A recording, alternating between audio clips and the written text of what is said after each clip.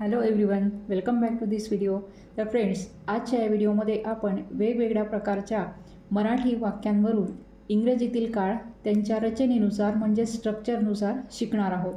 आता मग हे काळ कसे शिकायचे आहेत तुम्हाला, तर त्यासाठी मी आपल्या रोजच्याच दैनंदिन जीवनातील काही मराठी वाक्ये घेतलेली आहेत आणि त्या मराठी वाक्यांवरूनच त्याचा काळ ओळखून आपण इंग्रजीतील काळ शिकणार आहोत आणि त्या काळाची रचनासुद्धा आपण शिकणार आहोत आणि त्या रचनेनुसारच मग आपण त्या मराठी वाक्यांचे इंग्रजीमध्ये ट्रान्सलेशन करणार आहोत. तेव्हा तुम्ही हा व्हिडिओ संपूर्णपणे नक्की बघा आणि जर तुम्हाला व्हिडिओ आवडला तर व्हिडिओला नक्की लाईक करा, कारण या मराठी वाक्यांमधूनच आपण इंग्रजीतील काळ आणि त्यांच्या रचना म्हणजे स्ट्रक्चर शिकणार आहोत.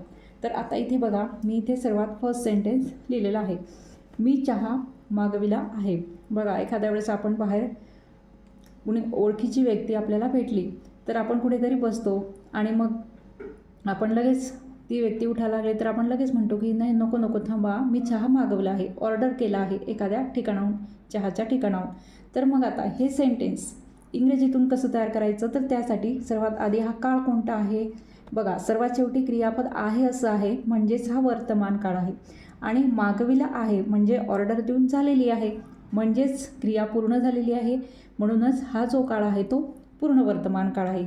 पूर्ण वर्तमान काळ त्यालाच इंग्रजीत प्रेझेंट परफेक्ट टेन्स असं म्हणतात. मग आता काळ तर आता ओळखला आपण. मग आता प्रेझेंट परफेक्ट टेन्समध्ये इंग्रजीत वाक्य तयार करताना त्याचे स्ट्रक्चर कसं असते ते तुम्हाला माहिती असणं गरजेचं आहे. म्हणूनच मी आता सुरुवातीला त्या काळाचं इथे स्ट्रक्चर लिहिणार आहे आणि त्या स्ट्रक्चरनुसारच आपण मग ह्या वाक्याचं इंग्रजीत ट्रान्सलेशन करणार आहोत. तर हा पूर्ण वर्तमान काळ आहे. आता सर्वात आधी आपण घेत असतो सब्जेक्ट, ज्यालाच आपण मराठीत म्हणत असतो कर्ता. कर्ता म्हणजेच काय, क्रिया करणारा. त्यानंतर पूर्ण काळामध्ये इथे पूर्ण वर्तमान काळ आहे, म्हणून वर्तमान काळातले हेल्पिंग वर्ब्स मी इथे घेतलेले आहे, ह्याव किंवा हॅज. आता हॅव किंवा हॅज असं दोन का लिहिलं मी, कारण इथे सब्जेक्टनुसार सब्जेक्ट आय असला तर हॅव, ही शी इट असलं तर हॅज, म्हणजे सब्जेक्ट बघून तुम्हाला हॅव किंवा हॅज हे वापरायचं असतं. त्यानंतर आपल्याला पूर्ण काळामध्ये क्रियापदाचे तिसरे रूप घ्यायचे असते. व्ही म्हणजेच काय, तर वर्ब म्हणजेच क्रियापद, म्हणजेच इथे क्रियापदाचे तिसरे रूप यानंतर तुम्हाला घ्यायचे असते. आणि सर्वात शेवटी मग घ्यायचा असतो ऑब्जेक्ट, म्हणजेच त्याला मराठीत आपण कर्म असं म्हणतो. मग आता बघा, इथे सब्जेक्ट कोणता आहे, मी. मी म्हणजेच इंग्रजीमध्ये आय. आय नंतर आपण कोणतं हेल्पिंग वर्ब वापरतो, ह्याव. आय ह्याव.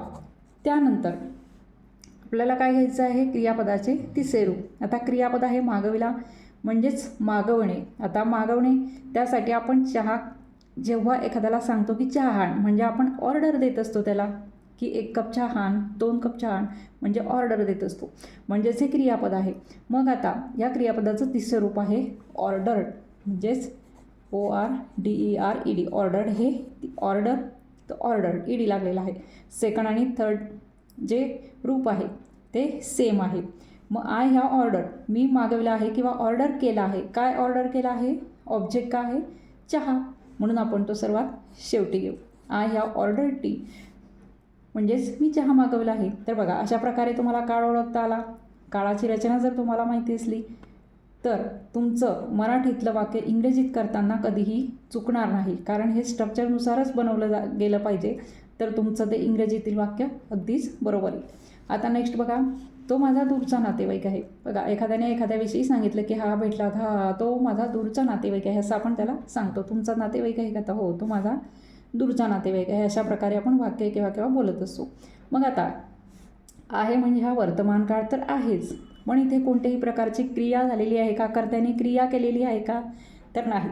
मग अशा प्रकारचे जे सेंटेन्स असतात ते सिम्पल सेंटेन्स असतात. पण कॅटेगरी कोणती, प्रेझेंट कॅटेगरीतलं हे सेंटेन्स आहे, कारण आपल्याला कोणत्या कॅटेगरीतलं वाक्य आहे हे माहिती असल्याशिवाय आपण इथे हेल्पिंग वर्बचा वापर करू शकणार नाही. आहे यावरून आपल्याला कळतं आहे की हे वर्तमान काळातलं वाक्य आहे, म्हणून आता आणि म्हणजेच प्रेझेंट कॅटेगरीतलं हे वाक्य आहे. मग आता याचं जे स्ट्रक्चर असणार आहे, हे वाक्य टेन्समध्ये येत नाही, कारण कर्त्याकडून कोणतीही क्रिया इथे झालेली नाही. मग सर्वात आधी आपल्याला घ्यायचा असतो सब्जेक्ट अशा प्रकारच्या वाक्यांमध्ये. त्यानंतर हेल्पिंग वर्ब आहेसाठी एम किंवा इज किंवा आर यापैकी योग्य ते सब्जेक्टनुसार कर्त्यानुसार. त्यानंतर आपल्याला सर्वात शेवटी घ्यायचा असतो इथे ऑब्जेक्ट म्हणजेच कर्म. अशा प्रकारे प्रेझेंट कॅटेगरीमधलं सिम्पल सेंटेन्स जर असलं तर त्याची रचना अशा प्रकारे असते. सब्जेक्ट आहे तो, कर्ता तो आहे म्हणजेच ही नंतर सिंग्युलर एकवचनी कर्ता आहे ही इज वापरतो. ही इज तो आहे. काय आहे ऑब्जेक्ट? काय आहे? माझा दूरचा नातेवाईक म्हणजेच काय? माय. आणि दूरचा म्हणजेच काय? डिस्टंट. आणि नातेवाईक रिलेटिव्ह. म्हणजेच इथे वाक्य काय येणार आहे? He is my distant relative. बघा अशा प्रकारे बघ हे वाक्य इंग्रजीमध्ये इथे तयार झालेलं आहे. He is my distant relative. आता नेक्स्ट बघा. आता इथे बघा नेक्स्ट सेंटेन्स आहे मला माझं चार्जर सापडले. एखाद्या वेळेस आपण चार्जर कुठेतरी ठेवून देतो आणि ते सापडल्यानंतर मग आपला सेंटेन्स असते अशा प्रकारे बऱ्याच वेळेला मला माझं चार्जर सापडले. मग सर्वात आधी हे जे वाक्य आहे तो कोणत्या काळातलं आहे? सापडले. म्हणजे हे भूतकाळातलं ल, ला, ली, ले, लो यापैकी कोणतंही अक्षर जर क्रियापदाच्या शेवटी असलं तर तो भूतकाळ असतो. हे मी मागे पण तुम्हाला सांगितलेलं आहेच. सापडले म्हणजेच हा आहे साधा भूतकाळ. साध्या भूतकाळातलं हे वाक्य आहे. मग साध्या भूतकाळामध्ये वाक्याची रचना कशी असते इंग्रजीमध्ये? तर सर्वात आधी तर घेत असतो सब्जेक्ट म्हणजेच कर्ता, त्यानंतर क्रियापदाचे दुसरे रूप. कारण दुसरं रूप म्हणजेच काय? पास्ट फॉर्म, भूतकाळी रूप. V2 म्हणजे भूतकाळी रूप, जे काही क्रियापद असेल त्याचं. आणि सर्वात शेवटी मग आपण घेत असतो ऑब्जेक्ट. अशा प्रकारे साध्या भूतकाळामध्ये हे इंग्रजीत ते स्ट्रक्चर आहे. आता सब्जेक्ट आहे मला म्हणजेच आय, मी. त्यानंतर आता V2 म्हणजे क्रियापद पाहिजे आधी सापडले म्हणजेच मूळ क्रियापद सापडणे.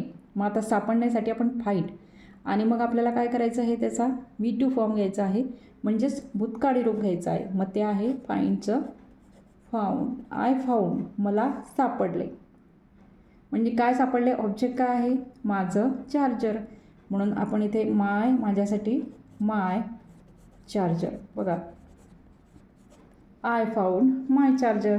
बघा आता इथे चार्जरऐवजी मला माझा मोबाईल सापडला, मला माझा वॉलेट सापडलं. म्हणजे इथे कोणतीही वस्तू जर असली तरी तुम्हाला I found my wallet, I found my mobile अशा प्रकारे तुम्ही सेंटेन्स तयार करू शकता वेगवेगळ्या प्रकारे इथे दुसरी वस्तू टाकून.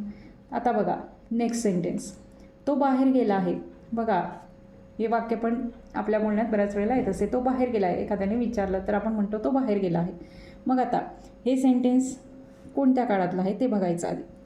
आता गेला आहे सर्वात आधी क्रियापद बघू. आहे म्हणजेच वर्तमान काळ, हे तर क्लिअर झालं. नंतर गेला आहे म्हणजे तो जाण्याची क्रिया त्याची पूर्ण होऊन गेलेली आहे, गेला आहे. म्हणजेच याचा अर्थ काय झालं? वर्तमान काळ आहे, क्रिया पूर्ण झालेली आहे. म्हणजेच याचा अर्थ हे पूर्ण वर्तमान काळातलं वाक्य आहे म्हणजेच प्रेझेंट परफेक्ट टेन्समधलं. आता प्रेझेंट परफेक्ट टेन्समधलं आपण वरतीसुद्धा एक वाक्य घेतलेलं आहे, त्याचे स्ट्रक्चर लिहिलेलं आहे, पण इथे मी पुन्हा लिहिणार आहे ते. मग सर्वात आधी तर आपण घेत असतो सब्जेक्ट म्हणजेच कर्ता. त्यानंतर काय घेत असतो आपण? हॅव किंवा हॅज. कर्ता बघून हॅव किंवा हॅज हे वापरायचं असते. त्यानंतर क्रियापदाचे तिसरे रूप आणि सर्वात शेवटी मग घ्यायचं असते ऑब्जेक्ट म्हणजेच कर्म.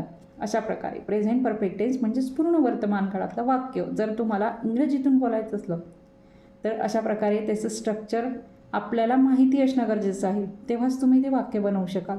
मग सर्वात आधी कर्ता बघायचा, तो कर्ता आहे म्हणजेच इथे आपण इंग्रजीत घेणार आहोत आय. आय नंतर आपण घेत असतो have.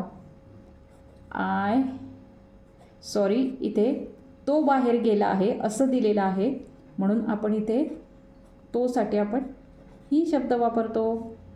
Sorry for this mistake. बघा तो बाहेर गेला आहे म्हणजेच ही. आता इथे आय माझ्याकडून चुकून इथे आय लिहिलं गेलं त्यामुळे मी हॅव वापरला, पण ॲक्च्युली इथे करता काय आहे? तो, म्हणून ही. मग आता ही झालं म्हणजे हॅव येईल का? नाही.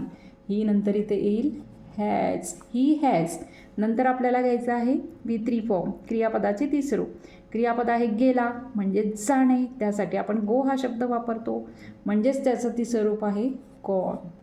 बघा, आणि पहिलं रूप गो, दुसरं रूप वेंट आणि तिसरं रूप गॉन. ही हॅज गॉन, तो गेला आहे. कुठे गेला आहे? बाहेर. He has gone out. बघा, अशा प्रकारे हे वाक्य इथे तयार झालेलं आहे. इथे चुकून मी आय लिहिलं, तोसाठी आय असल्यामुळे आपण इथे हॅव घेतलं, पण ॲक्च्युली करता काय येते? तो, म्हणजेच ही हॅज गॉन आउट. हे लक्षात घ्यायचं. आता नेक्स्ट सेंटेन्स बघा, दूध प्यायला विसरू नकोस. बघा, हे सेंटेन्स पण बऱ्याच वेळेला बोलतो आपण, दूध प्यायला विसरू नकोस. आता हे जे सेंटेन्स आहे म्हणजेच वाक्य आहे, वाक्यांचे जे वेगवेगळे प्रकार आहेत, जसं इंट्रॉगेटिव्ह आहे, ॲसरेटिव्ह आहे किंवा एक्सक्लेमेटरी आहे, तर त्याचपैकी हे एक इम्परेटिव्ह सेंटेन्स आहे, ज्यालाच मराठीमध्ये आज्ञार्थी वाक्य असे म्हणतात. म्हणजेच आपण एखाद्याला, मुलांना सांगतो की दूध प्यायला विसरू नकोस. मग आता त्याचप्रमाणे इम्परेटिव्ह म्हणजेच काय? आज्ञार्थी वाक्य आहे.